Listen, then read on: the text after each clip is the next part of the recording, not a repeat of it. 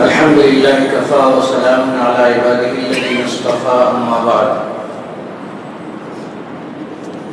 أعوذ بالله من الشيطان الرجيم بسم الله الرحمن الرحيم وأمر أهلك بالصلاة واصطبر عليها وقال الله تبارك وتعالى قوا أنفسكم وأهليكم نارا وكان إسماعيل عليه السلام يأمر أهله بالصلاة والزكاة صدق الله العظيم۔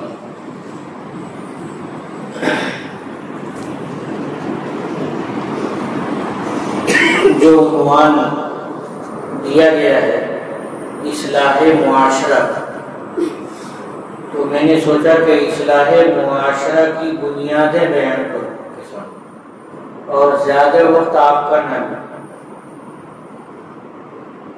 پہلے تو اصلاح کو سمجھیں، پھر معاشرے کو سمجھیں، پھر مضمون کو سمجھیں۔ اصلاح کے معنی سنوارنا، اصلاح کے معنی سدھار پیدا کرنا۔ یہ عام طور سے لوگ سمجھتے ہیں سدھار اصلاح کو کہتے ہیں۔ سنورنا یہ تھوڑا مشکل ہے، اور سدھار پیدا کرنا یہ زیادہ آسان۔ تو اصلاح کے معنی سدھارنا، اپنے کو سدھارنا یہ اصلاح ہے، دوسرے کو سدھارنا یہ بھی اصلاح ہے۔ معاشرہ کے معنی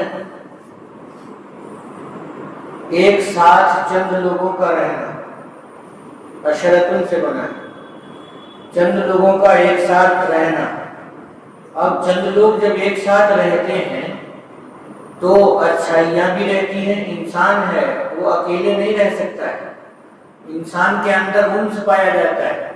انس کے معنی لگاؤ، ایک دوسرے سے محبت، تعلق۔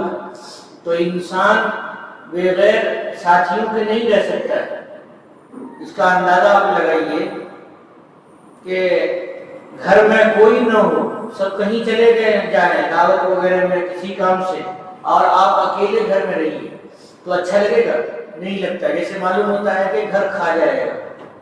لاک ڈاؤن میں مسجدیں بند تھیں، اتفاق سے آپ تنہا آتے مسجد، لائٹیں بند رہتی تو ایسا لگتا کہ ڈر لگ رہا ہے، اللہ کا گھر ہے، ڈر لگ رہا ہے۔ تو انسان کے ساتھ رہتا ہے، چند انسان رہتے ہیں تو انہیں اچھا لگتا ہے۔ اس لیے حضرت آدم علیہ السلام کو اللہ تعالیٰ نے پیدا کیا تو بیوی بھی پیدا کی۔ کیوں پیدا کی؟ لِتَسْكُنُوا إِلَيْهَا، تاکہ بیوی کے ساتھ رہ کر کے سکون ہو۔ تو انسان کو سکون ہوتا ہے ایک ساتھ رہ کر کے۔ ٹرین میں بیٹھتے ہیں ہم لوگ اجنبی ہوتے ہیں، بیٹھنے کے وقت میں کوئی اچھا نہیں لگتا ہے، اور تھوڑی دیر کے بعد پھر باتیں ہونے لگتی ہیں۔ اگر 24 گھنٹہ رہنا ہے، 32 گھنٹہ رہنا ہے، 36 گھنٹہ رہنا ہے، تو وہ سب اتنے گھل مل جاتے ہیں کہ جدا ہونے کے وقت میں تو آپس میں فون نمبر کا تبادلہ کرتے ہیں کہ آپ اپنا فون نمبر دیجیے، میں اپنا فون نمبر دوں۔ یہ کون سی چیز ہے؟ یہ انسانیت ہے، تعلق ہے ایک انسان کا دوسرے انسان سے۔ اس کو اصطلاح میں کہتے ہیں کہ انسان مدنی الطبع ہے۔ یہ بہت مشکل سے لفظ ہے۔ انسان مدنی الطبع ہے، مدینہ کے معنی شہر۔ انسان شہریت پسند ہے، انسان ایک ساتھ رہنا پسند کرتا ہے۔ تو ایک ساتھ جب رہنا پسند کرتا ہے تو اس میں اچھائیاں بھی رہتی اور اس میں خرابیاں بھی رہتی۔ اچھائیاں کیا رہتی ہیں؟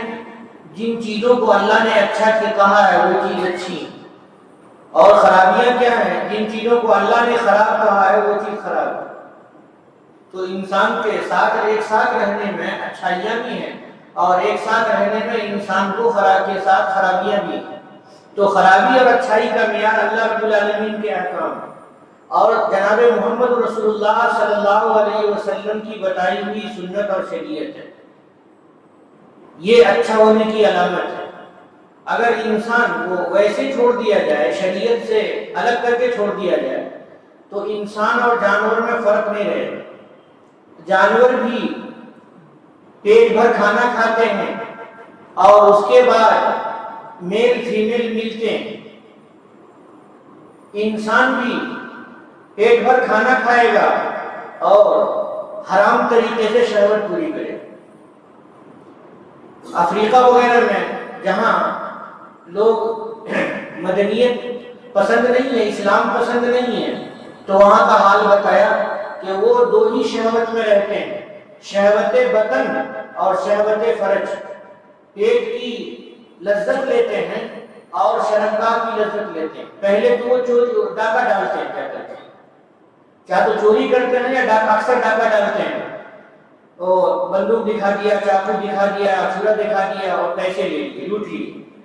پورا محلہ اکٹھے جاتا ہے لوٹنے کے لیے، پلاننگ کر کے کہ فلاں کے گھر پہ لوٹنا ہے، فلاں مدرسے میں لوٹنا ہے۔ ایک مرتبہ ایک مدرسے کو لوٹ لیا تھا، تو وہ لوگ جا کر کے لوٹتے ہیں، لوٹ کر کے جب مال حاصل ہوتا ہے تو سب کھاتے ہیں، شراب پیتے ہیں، اور اس کے بعد جب پیٹ بھر جاتا ہے تو زنا کرتے ہیں۔ یہ معاشرے کی خرابی ہے۔ ایسا معاشرہ اللہ کا بتایا ہوا نہیں، ایسا معاشرہ رسول اللہ صلی اللہ علیہ وسلم کا بتایا ہوا نہیں۔ وہ تو بڑی بڑی خرابیاں ہیں جو میں نے ایسا بتایا کہ انسان اور حیوان میں، جانور میں کوئی فرق نہیں ہے ان کے یہاں۔ جیسے انسان ہے، جیسا جانور ہے ویسے ہی ان کے یہاں انسان بھی، کوئی فرق نہیں۔ ہاں، تبلیغی جماعت پہنچتی ہے، کلمہ چند کو پڑھا لیتی ہے، اور تبلیغ دین کے لیے والے پہنچتے ہیں، کلمہ طیبہ ان کو پڑھاتے ہیں، پھر ان کو کتاب اللہ بتاتے ہیں، تو پھر وہ سمجھتے ہیں کہ ہم کہاں تھے، ہم تو بڑی تاریکی میں تھے، پریشانی میں تھے اور ہم سنور گئے۔ تو ان کی وجہ سے اصلاح ہو گئی، تبلیغی جماعت کی وجہ سے ان کی اصلاح ہو گئی، وہ سدھر گئے، اور تبلیغی جماعت کی وجہ سے انہوں نے کلمہ طیبہ پڑھ لیا، یا دوسری تنظیمیں جو کلمہ کی تبلیغ کرتی ہیں ان کی وجہ سے انہوں نے کلمہ پڑھا اور پھر ٹھیک ٹھاک ہو گئے۔ ہم مسلمان ہیں، ہم بھی ایک ساتھ رہتے ہیں، ہمارے اندر بھی بہت ساری اچھائیاں ہیں، بہت ساری خرابیاں ہیں۔ تو اچھا آدمی وہ ہے جو خرابیاں معلوم کر کے اس خرابی کی اصلاح کر لے، وہ اچھا آدمی ہے۔ اور وہ اچھا آدمی نہیں ہے کہ اچھائیوں کے ساتھ خرابیاں بھی رکھے ہوا ہے۔ انسان ایک ساتھ ہے، جیسے بہت سارے برتن ایک ساتھ رکھیں گے دھلنے کے وقت میں، آپ نے دیکھا ہوگا گھر میں اکٹھے بہت سارے برتن رہتے ہیں، تو دھلنے کے وقت میں ایک برتن دوسرے برتن پہ بچتا ہے نہیں بچتا ہے، یوں آواز تو ہوتی رہتی ہے۔ انسان بھی ایسے ہی ہے کہ ایک انسان دوسرے انسان کو جان کر کے یا انجانے تکلیف دیتا ہے، جان کر کے بھی تکلیف دیتا ہے، انجانے بھی تکلیف دیتا ہے۔ بہت سارے برتن ہیں، اس میں آواز بھی ہوتی ہے، کھڑکتی ہے، انسان ہے، ایک دوسرے سے ایک کو دوسرے سے تکلیف ہوتی ہے۔ تو اس کا طریقہ رسول اللہ صلی اللہ علیہ وسلم نے بتایا، المسلم من سلم المسلمون من لسانہ و یدہ۔ مسلمان وہ ہے، اصلاح فرما رہے ہیں رسول اللہ صلی اللہ علیہ وسلم، مسلمان وہ ہے جس کی زبان سے اور جس کے ہاتھ سے دوسرا مسلمان محفوظ رہ جائے۔ تو مسلمان اپنے ہاتھ سے بھی کسی مسلمان کو تکلیف نہیں پہنچاتا ہے، اور مسلمان اپنی زبان سے بھی کسی کو تکلیف نہیں پہنچاتا ہے، رسول اللہ صلی اللہ علیہ وسلم کے فرمان کی وجہ سے۔ اگر تکلیف نہیں پہنچا رہا ہے تو وہ سدھرا ہوا ہے، اور تکلیف پہنچا رہا تھا اور وہ بچ گیا، اس کی اصلاح ہو گئی، کیونکہ حضور علیہ السلام کا فرمان اس کے سامنے آیا اور اس کی اصلاح ہو گئی۔ اصلاح کہاں سے ہونی چاہیے؟ سب سے بڑی چیز یہ ہے، یہ سمجھنا ضروری ہے کہ اصلاح کہاں سے ہونا چاہیے۔ ہم لوگ ہمیشہ یہ سوچتے رہتے ہیں، ہمارے اکثر لوگ ایسے ہی سوچتے رہتے ہیں کہ وہ محلے کا فلاں بچہ بہت خراب ہو گیا ہے، بہت برا ہو گیا ہے، یہ فلاں آدمی بہت برا ہو گیا ہے، ہمارے ساتھ ہمارے محلے میں ایسی خرابیاں پھیلی ہوئی ہیں۔ ٹھیک ہے، وہی خرابی اپنے گھر میں ہے، اپنے گھر کا ذکر نہیں کرتے، وہی خرابی اپنے اندر ہے، ذات میں ہے، اس خرابی کا ذکر نہیں کرتے۔ کیوں؟ اصلاح کرنا چاہتے ہیں دوسرے سے، دوسرے کی اصلاح کرتے ہیں۔ کبھی ایسا ہوتا ہے کہ ایک خرابی میرے اندر ہے اور دوسری خرابی سامنے والے کے اندر ہے، تو میں یہ چاہتا ہوں کہ سامنے والے کی اصلاح ہو جائے اور اپنی خرابی سے ہم بے خبر ہے، اپنی خرابی کو ہم دیکھتے نہیں ہیں، سوچتے نہیں ہیں۔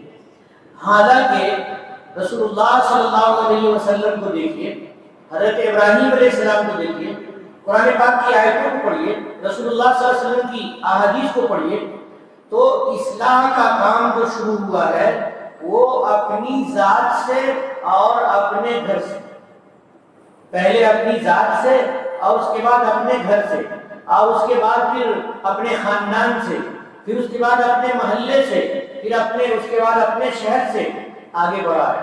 اس طرح سے اصلاح کا کام ہوتا ہے کہ اصلاح کے لیے ضروری ہے کہ آدمی اپنے کو ٹھیک کرے۔ رسول اللہ صلی اللہ علیہ وسلم کو اللہ رب العالمین نے فرمایا کہ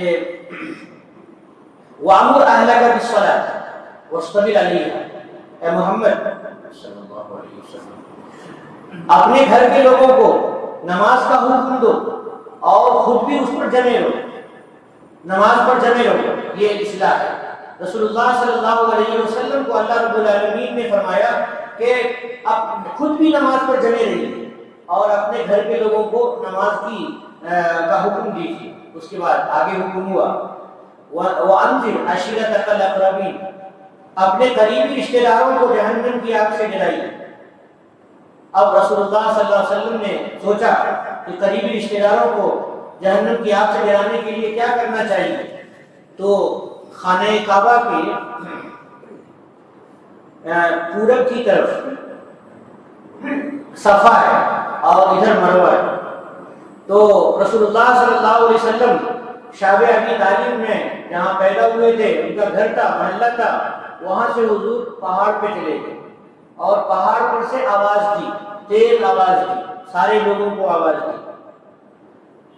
تو پہاڑ پہ چڑھ کر کے کوئی آواز دیتا تھا تو لوگ اکٹھا ہو جاتے تھے کہ کوئی اہم بات ہو گئی، کوئی مسئلہ پیدا ہو گیا۔ تو حضور نے اوپر سے کہا کہ بھائیو، میرے خاندان کے لوگوں اور میرے محلے پڑوس کے لوگوں جو یہاں پر آئے ہو، یہ بتاؤ کہ مجھ کو کبھی تم لوگوں نے جھوٹ بولتے سنا ہے؟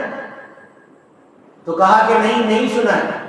تو میں پہاڑ پہ کھڑا ہوں میں، سب نے کہا ہاں، اور تم لوگ نیچے ہو، سب نے کہا ہاں، تو میں بتاؤں تم کو کہ میں دیکھ رہا ہوں پیچھے سے ایک فوج آ رہی ہے تمہارے اوپر حملہ کرنے کے لیے اور بہت بڑی مصیبت پیدا کر دے گی، تو تم لوگ مجھے سچا کہو گے یا جھوٹا کہو گے؟ سب نے کہا کہ نہیں، آپ تو صادق اور مصدوق ہیں، آپ نے تو کبھی جھوٹ نہیں بولا ہے، کبھی ہم نے آپ سے جھوٹ سنا نہیں ہے، اس لیے آپ سچ ہی کہہ رہے ہوں گے۔ تو رسول اللہ صلی اللہ علیہ وسلم نے لوگوں کو کہا کہ اے لوگوں، دیکھو مرنے کے بعد ایک نئی زندگی آنے والی ہے، جس زندگی میں نیک لوگوں کو جنت ملے گی اور برے لوگوں کو جہنم میں جانا پڑے گا۔ اور اے لوگوں، لا الہ الا اللہ کہو، کامیاب ہو جاؤ گے۔ اے لوگوں، مجھے اللہ کا آخری نبی مان لو، کامیاب ہو جاؤ گے۔ اے لوگوں، میں اللہ کی طرف سے آیا ہوں تمہیں سچ بتانے کے لیے، سچائی بتانے کے لیے۔ اللہ رب العالمین نے مجھے نبی بنایا ہے اور اللہ رب العالمین نے مجھے کتاب دی ہے۔ اللہ رب العالمین نے مجھے حکم دیا ہے کہ میں اپنی نبوت پر بھی ایمان لاؤں اور اپنی نبوت پر ایمان لانے کے لیے تم سارے لوگوں کو کہوں۔ اب لوگ غصہ ہونے لگے، خاندان کے بہت سارے لوگ تھے، ابو لہب وغیرہ بہت خطرناک قسم کے غصے میں ہو گیا۔ یا محمد الہذا جماعتنا، کیا اسی لیے تو نے ہم سب کو جمع کیا تھا؟ بس ایک چھوٹی سی بات کہہ رہے ہو، ہم لوگوں نے تو سمجھا کہ واقعہ کوئی حملہ کرنے والا ہے، واقعہ کوئی بڑی مصیبت آ گئی ہے، تم نے بہت غلط کیا۔ اور اس نے بد دعا کی، اللہ رب العالمین نے تبت یدا نازل فرمائی اور رسول اللہ صلی اللہ علیہ وسلم کو تسلی دی کہ یہی ابو لہب، یہ اس کے دونوں ہاتھ کام نہیں کریں گے، اور یہ جو آپ کو یہ جو کہہ رہے ہیں اور آپ کو ڈانٹ رہا ہے، یہ اس کو ہم دیکھیں گے اور جہنم کی آگ میں ڈالیں گے، اس کو بھی ڈالیں گے اور اس کے ساتھ اور بھی ان کی بیوی وغیرہ کو بھی ڈالیں گے۔ یہ آپ کے خطاب کو اور آپ کے انذار کو، آپ کے ڈرانے کو قبول نہیں کر رہے ہیں۔ دیکھیے رسول اللہ صلی اللہ علیہ وسلم کو اللہ تعالیٰ نے اپنی ذات سے، اپنے گھر کے لوگوں سے، اپنے خاندان کے لوگوں سے اصلاح کے کام کا حکم عنایت فرمایا۔ حضرت مفتی شفیع صاحب رحمۃ اللہ علیہ نے لکھا ہے کہ یہی فطری طریقہ ہے کہ آدمی اصلاح کا کام اپنے گھر سے شروع کرے۔ جب اپنے گھر کے لوگ معاون ہو جائیں گے، ایک ساتھ ہو جائیں گے اور دوسروں کو کہا جائے گا تو دوسرے بھی کہیں گے کہ دیکھو اس کی بات اس کے گھر کے لوگوں نے مان لی ہے۔ اگر گھر کے لوگ نہیں مانتے ہیں اور باہر تبلیغ کر رہا ہے تو کہنے والا یہ کہہ سکتا ہے کہ پہلے اپنے گھر والوں کو تو دیکھو، اپنے گھر کی تو خبر لو۔ جیسے حضرت عمر فاروق رضی اللہ تعالیٰ عنہ نکلے تھے کہ آج محمد کا کام تمام کر دوں گا، تلوار لے کر کے نکلے تھے، اور جب راستے میں آئے تو ایک نے کہا کہ اے عمر کہاں جا رہے ہو؟ تو کہا کہ میں محمد کا کام تمام کرنے کے لیے جا رہا ہوں، آج قصہ ہی ختم ہو جائے گا۔ تو کہا کہ ان کا قصہ کیسے ختم ہوگا، پہلے اپنے گھر کی خبر تو لو کہ کیا ہے میرے گھر میں۔ تو تیری بہن مسلمان ہو گئی ہے اور تیرے بہنوں بھی مسلمان ہو گئے ہیں۔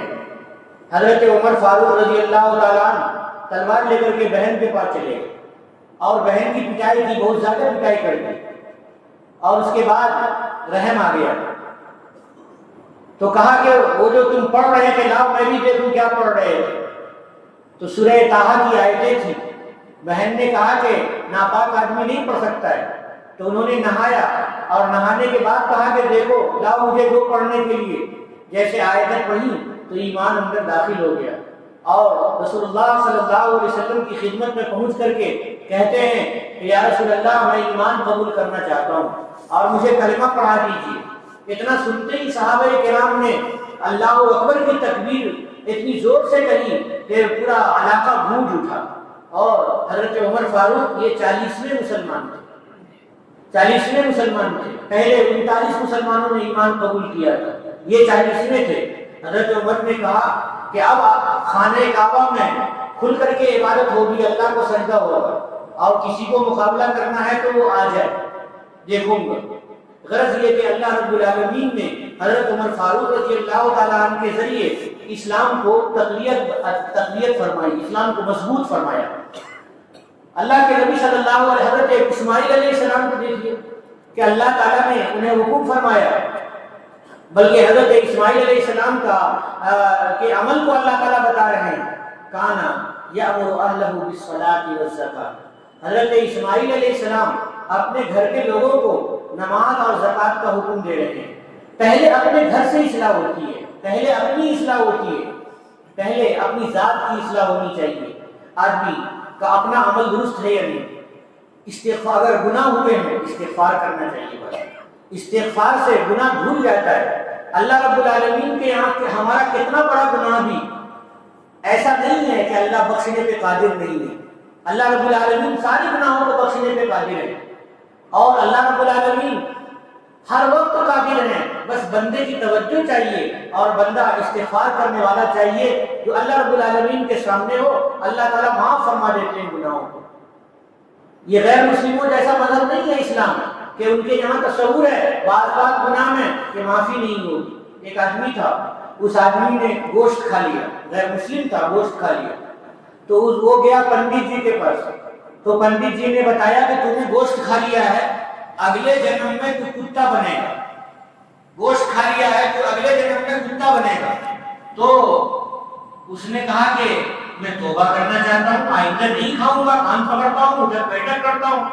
تو کہا کہ نہیں، یہ گوشت کھانے کا جرم اتنا بڑا ہے کہ یہ گناہ معاف نہیں ہوتا ہے توبہ کرنے سے، تو اگلے جنم میں تو کتا ضرور بن جائے گا۔ تو سوچنے پہ مجبور ہوا کہ ابھی گوشت کھایا ہوں اور اگلی جنم میں اگر کتا بن گیا تو پھر مسلمانوں کے محلوں میں ہڈی چباتا پھروں گا، مسلمان کھا کر کے ہڈیاں پھینک دیں گے تو میں اسے چباتا پھروں گا، تو اگلے جنم میں تو مجھے پھر وہی گوشت ہی کھانا ہے، وہی ہڈی کھانا ہے، وہی گوشت بھی نہیں ملے گا مجھ کو۔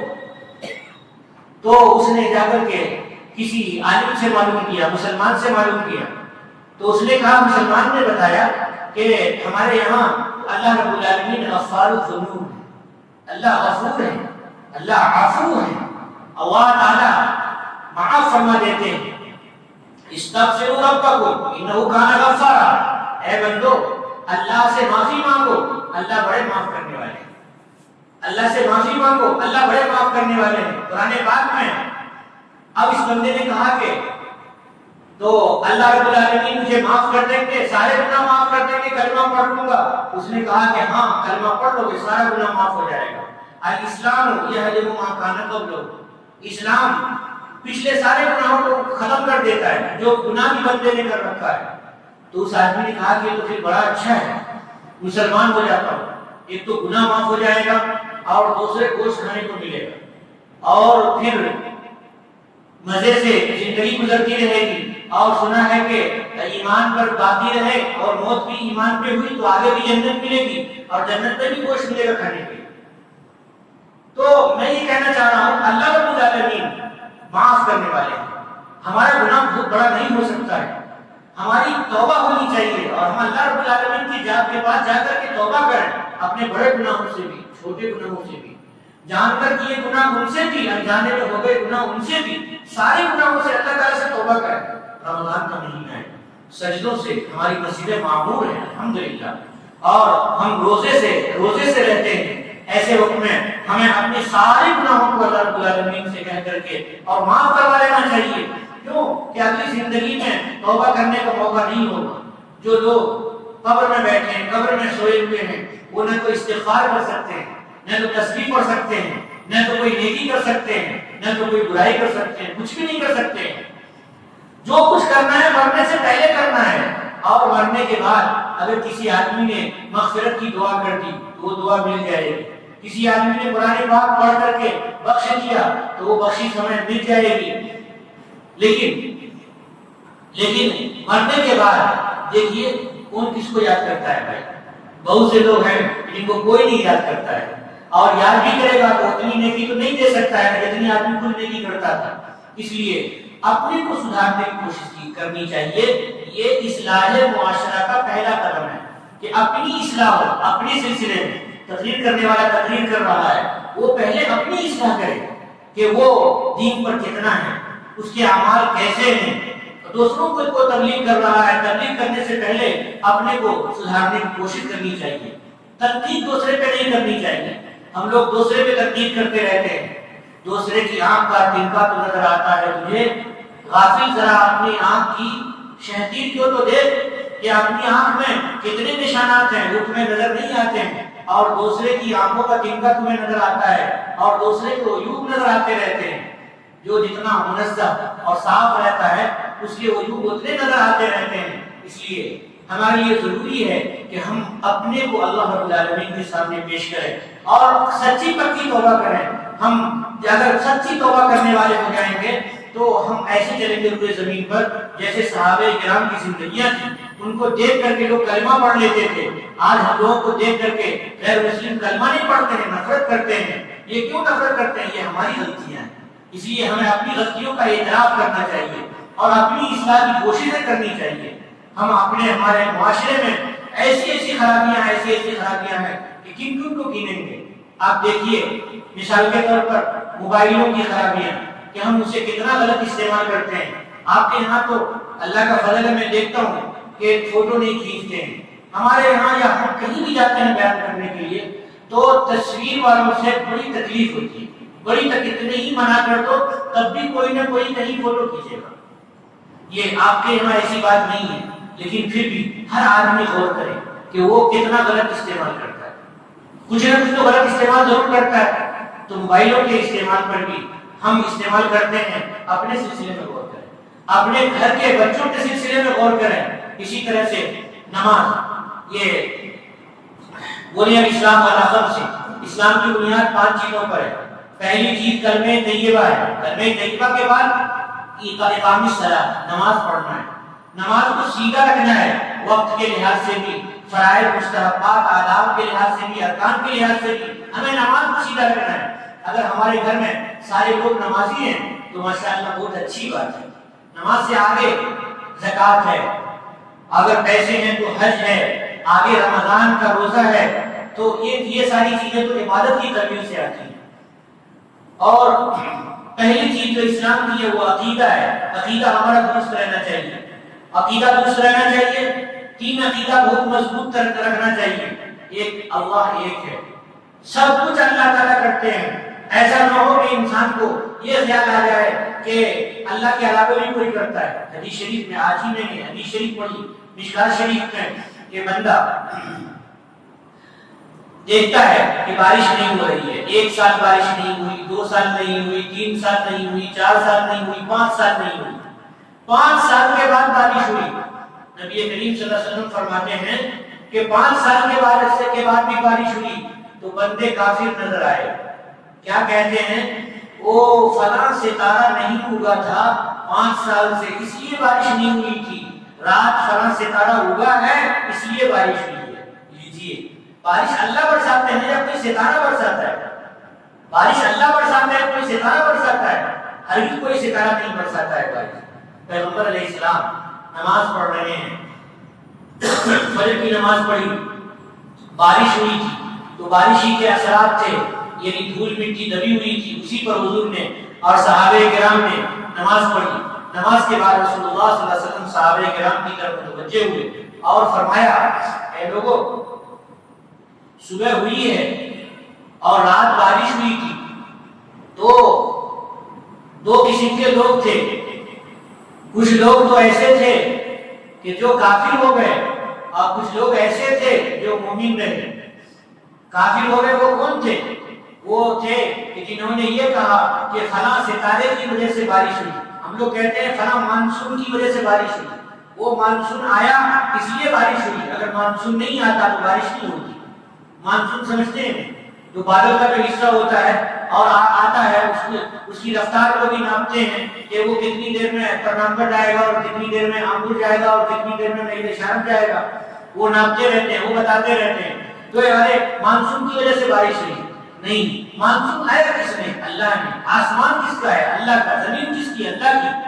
تو حضور فرماتے ہیں کہ کچھ لوگوں نے کہا کہ مانسون کی وجہ سے بارش ہوئی ہے، اور انہوں نے میرا انکار کر دیا، کافر ہو گئے، شریعت کا انکار کر دیا، اللہ کا انکار کر دیا، گویا کہ اللہ کا انکار ہو گیا اور وہ کافر ہو گیا، اور ستارے پر ایمان لایا۔ وہ ستارے کا مومن ہے، اللہ کا مومن نہیں ہے، ستارے کا مومن ہے۔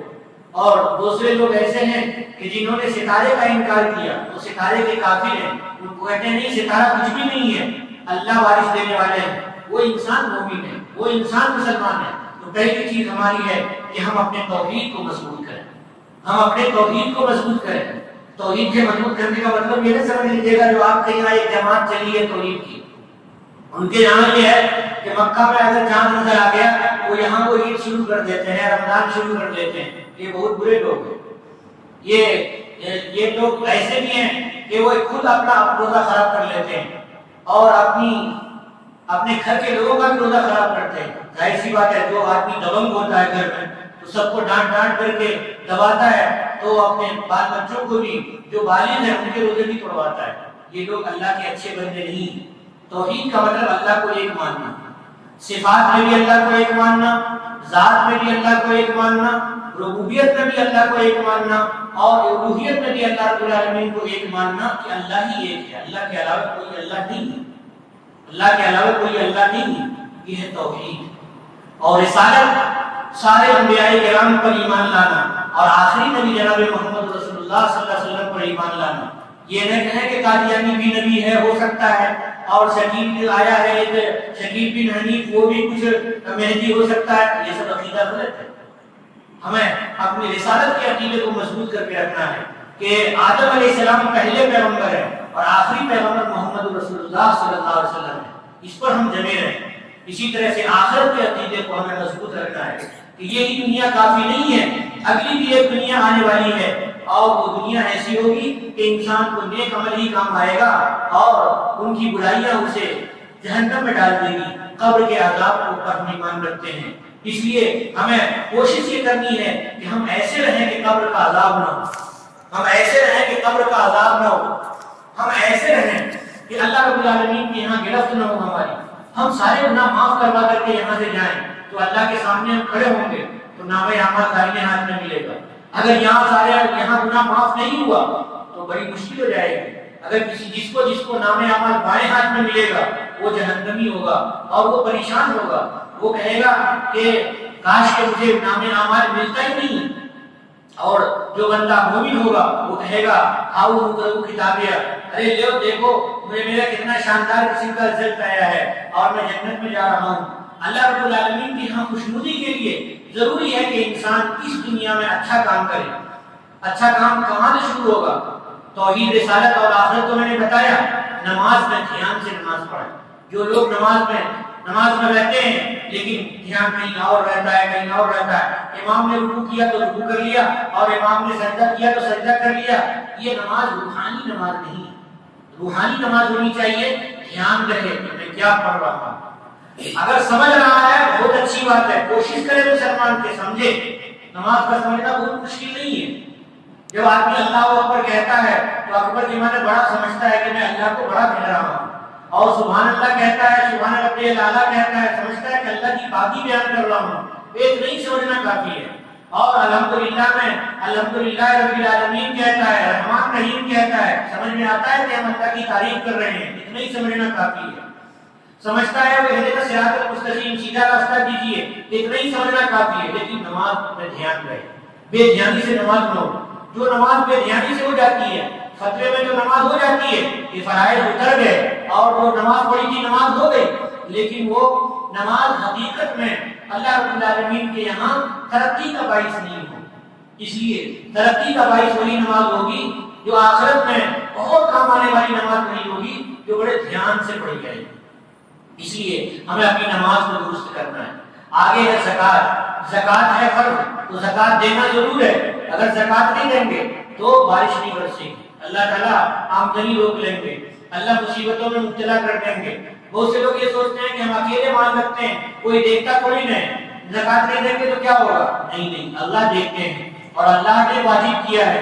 کسی انسان کو نے واجب نہیں کیا ہے کہ وہ دیکھے گا یا نہیں دیکھے گا. ہمیں اللہ کے لیے دینا ہے. اس لیے زکات دینا ضروری ہے. حج واجب ہے تو حج کرنا ضروری ہے. بہت سے لوگ ہیں پیسے بہت ہیں مگر حج نہیں کر رہے ہیں. بہت سے لوگ ہیں عمرہ نہیں کر رہے ہیں، پیسے ہیں لیکن نہیں کر رہے ہیں. نہیں بھائی، یہ دنیا میں جیتے ہو تو خانہ کعبہ کو دیکھ لو. خانہ کعبہ اور رسول اللہ صلی اللہ علیہ وسلم کا جو روضہ اطہر ہے وہ دنیا کی ایسی جگہ ہے کہ اس دنیا سے جانے سے پہلے اس کو دیکھ لینا چاہیے. ایسا نہ ہو کہ آخرت میں افسوس ہو کہ خانہ کعبہ کو دیکھتے کیسا تھا خانہ کعبہ کہ جس کے اوپر بالکل آسمان میں اللہ نے بیت المعمور کا رکھا ہے، فرشتوں کا کعبہ ہے، اور زمین میں انسانوں کا کعبہ ہے. تو ایک خانہ کعبہ دیکھ لینا چاہیے. یہ مطلب نہیں ہے کہ موبائل میں دیکھ لینا چاہیے. موبائل میں دیکھ لینے سے خانہ کعبہ کی زیارت کا ثواب نہیں ہوگا. خانہ کعبہ میں جب پہنچیں گے اور اس کو دیکھیں گے تب زیارت کا ثواب ہوگا. تو یہ ہے حج. پانچویں چیز نماز ہے. یہ روزہ ہے. روزے کا ہمیں بڑا اہتمام کرنا چاہیے اور اپنے بھی اہتمام کرنا چاہیے، پاس پڑوس میں بھی اہتمام کرنا چاہیے. یہ بات میں آپ کو کہہ رہا ہوں مگر آپ لوگ کچھ ایڈوانس ہیں، کچھ زیادہ اہتمام کرتے ہیں. آپ کے یہاں نابالغ بچے، چھوٹے چھوٹے بچے سب کو آپ روزہ رکھواتے ہیں اور ان کی نشو و نما میں بھی فرق پڑتا ہے. وہ ابھی مکلف ہوئے نہیں ہیں. ان کو 7 سال کا بچہ ہے، 6 سال کا بچہ ہے، معلوم ہوا روزہ ہے، کوئی کمال کی بات ہے. یہ ٹھیک نہیں ہے. نشو و نما میں فرق پڑتا ہے. اگر بچہ شوق سے کہے روزہ رکھوں گا تو ان کی صحت کا خیال رکھیے. کوئی ایسی پروٹین دیجیے کہ بچے کو بھوک نہ لگے افطار تک، اور اس کے بعد اچھا سا افطار کرا. نہیں اگلے دن بیٹے مت رہو، سمجھیں گے. ہاں بچہ اگر 15 سال کا ہو جائے تو فرض ہے. اس لیے 15 سال سے پہلے یعنی 14ویں سال میں 13ویں سال میں عادت دلانے کے لیے 1 سال پہلے روزہ رکھوائیے. بہت چھوٹے چھوٹے بچوں کو روزہ رکھواتے ہیں، یہ کچھ زیادہ ہو جا رہا ہے. یہ مناسب نہیں ہے. وہ بچے مکلف ہیں، وہ سادے ہیں، ان کا کوئی گناہ بھی نہیں ہے اور ہم بڑے ہیں، ہمارے اوپر فریضہ ہے. ہمیں اپنے روزوں کا اہتمام کرنا چاہیے. جو آپ کے کنارے کی جو آبادی ہے، میں بھی پہاڑوں کی طرف گھومنے کے لیے گیا تھا اور بھی گیا تھا، تو ان آبادیوں میں ہمیں جانا چاہیے. ان آبادیوں میں ہمیں اپنے بھائیوں کو سمجھانا چاہیے. ضروری نہیں ہے کہ مولوی صاحب نہیں جائیں، ضروری نہیں ہے کوئی عالم ہی جا کے سمجھائے. ان جگہ سمجھانا چاہیے. بہت سے لوگوں کو میں نے دیکھا کہ رمضان کا مہینہ ہے، بیڑی پی رہے ہیں. رمضان کا مہینہ ہے، اتنا سارا موٹا سا انسان بیٹھا ہوا ہے اور معلوم ہوا کہ وہ روزہ ہی نہیں رہ رہا ہے. ایسے محلے بھی ہیں، تو ہمیں کوشش کرنی چاہیے، ان پہ کوشش کرنی چاہیے جا کر کے، وہ بھی ہمارے بھائی ہیں، وہ بھی کلمہ پڑھنے والے ہیں، اور کلمہ پڑھنے والے یہ بھائی ہوتے ہیں۔ آدم علیہ السلام نے اسلام لایا، اور آدم علیہ السلام کے جتنے بیٹے ہیں سب ایک اولاد کی طرح ہیں۔ آپ اور ہم کہاں کے ہیں، لیکن ہمارے آپ میں جتنی محبت ہے وہ ایمان کی وجہ سے، وہ اسلام کی وجہ سے۔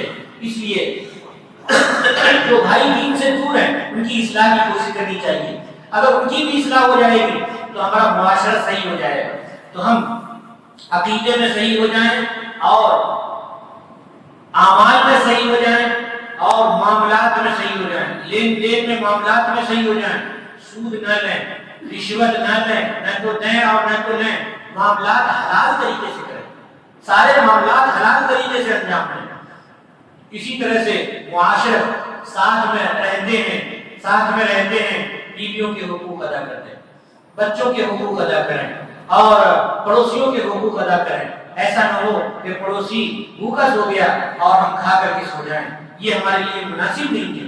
اور پڑوس اگر کھا لیا تو آپ تھوڑا سا دور دیکھیں، آبادیوں میں جا کر کے گھوم کر کے دیکھیں، آپ کے قریب کا شہر بہت بڑا نہیں ہے، نیل بشارہ میں نے دیکھا کہ وہاں جتنے غریب ہیں سب کا نام لسٹ میں لکھا ہوا ہے، سب کا نام لسٹ میں لکھا ہوا ہے، کمیٹی لکھتی ہے، اور جن کی تنخواہیں کم ہیں ان کا نام لکھا ہوا ہے۔ ان سب لوگوں کو پورے سال کا چاول پہنچاتے ہیں، پورے سال کا غلہ پہنچاتے ہیں۔